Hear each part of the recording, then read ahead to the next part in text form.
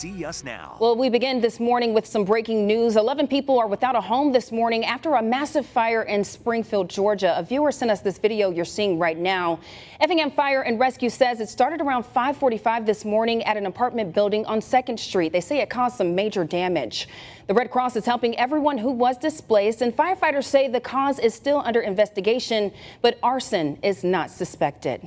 We'll have more on that a little later throughout the show. And on a much lighter note, good morning and thanks so much for joining us this half hour. I'm Ashley Garrett.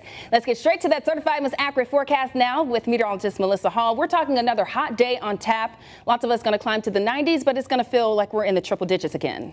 Yeah, Ashley, everybody's going to get into the 90s today. You'll be a little cooler out at the coast, some low 90s, but those mid 90s that we're going to be having inland, like you said, it's going to be feeling a lot hotter thanks to the humidity. And tomorrow, yeah, keep the water handy because tomorrow looks to be the hottest day we have had so far this entire year.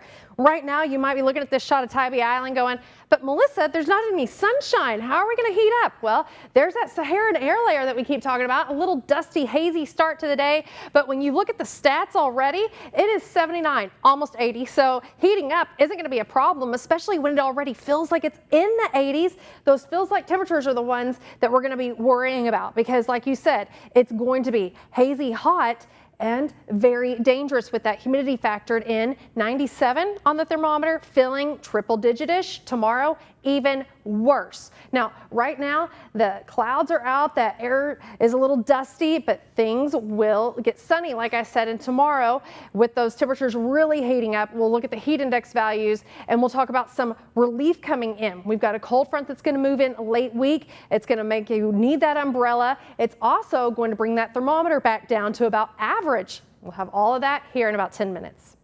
Thank you so much. Well, this morning, concern over the rise of coronavirus cases in parts of the country. Some states are rolling back reopenings as they see a record number of daily infections. Aixa Diaz is in Washington, where we heard from the Washington House Coronavirus Task Force for the first time in nearly 2 months. The White House task force gave that briefing yesterday on a day when the country had the highest number of new infections, 45,300.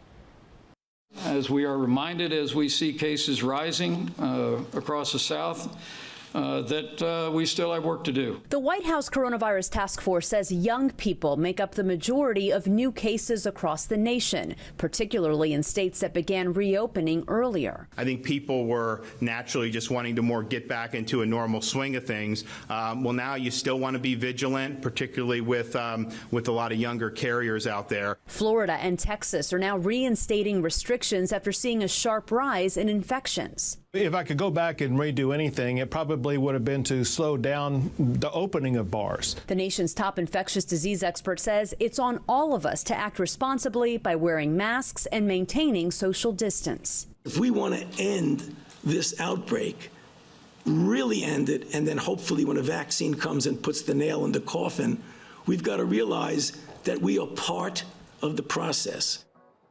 At the briefing, while Dr. Anthony Fauci and others wore a mask, Vice President Pence did not. He did defend President Trump's indoor rallies this past week, saying Americans have the right to assemble and the freedom of speech. In Washington, I'm Aixa Diaz.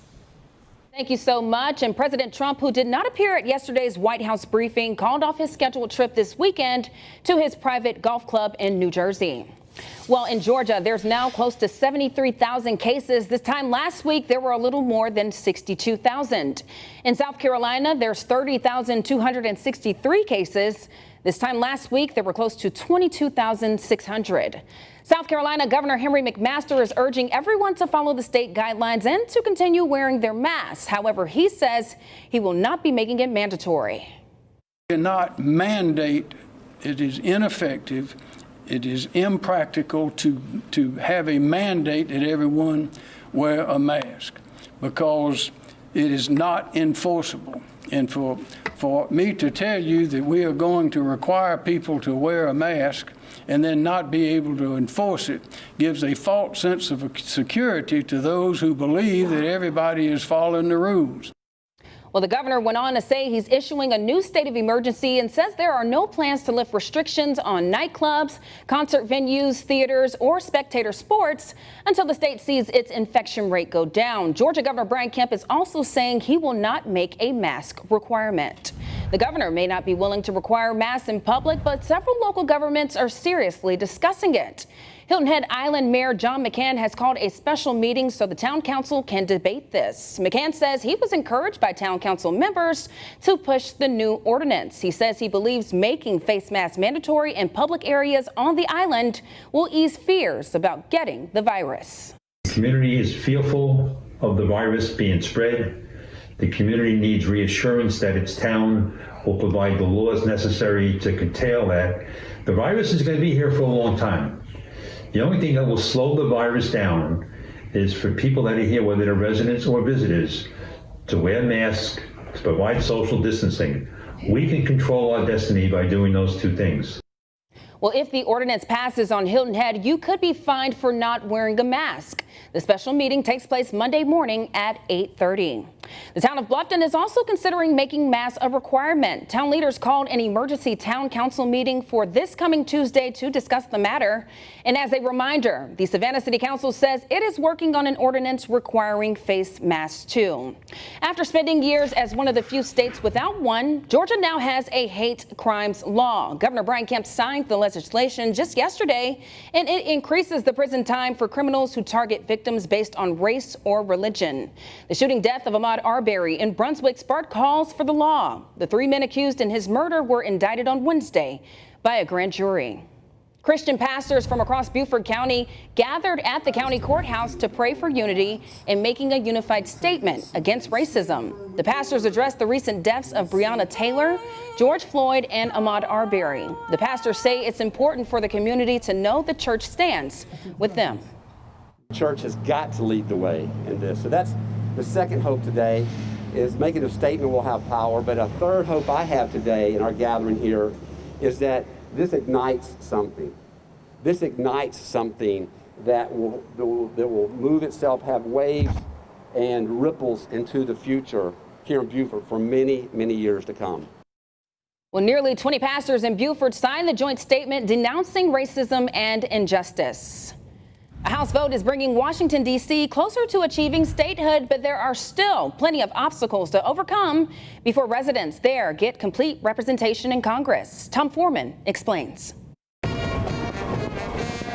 Cue the fireworks and patriotic music just in time for Independence Day. Washington, D.C. is closer than ever before to becoming a state. The District of Columbia Statehood Bill, H.R. 51, is passed. A vote in the House of Representatives made it happen, and proponents are thrilled. For 3 generations, my family has been denied the rights other Americans take for granted. But hold on. Supporters of statehood still face a long, hard road.